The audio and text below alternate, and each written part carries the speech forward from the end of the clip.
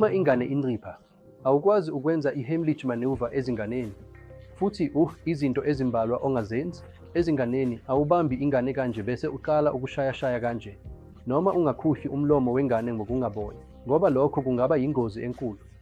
Ingakwazi ukubeka iphushe umzimba wangaphandle naphakathi.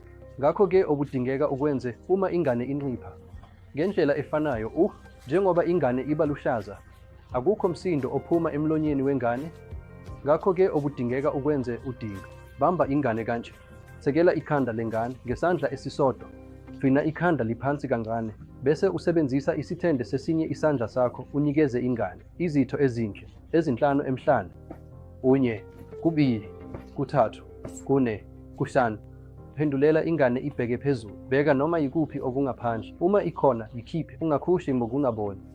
Futhi usebenzisa iminwe emibili ezingeni lesifuba. Yenza izitho ezinhlanu zesifuba, cishe isentimitha eyodwa ngayinye. 1, 2, 3, 4, 5. Lokhu kudingeka kuqhutshekwe kuze kube yilapho okukhinywayo kuphuma emlonyeni wengane, futhi kuze kufike usizo.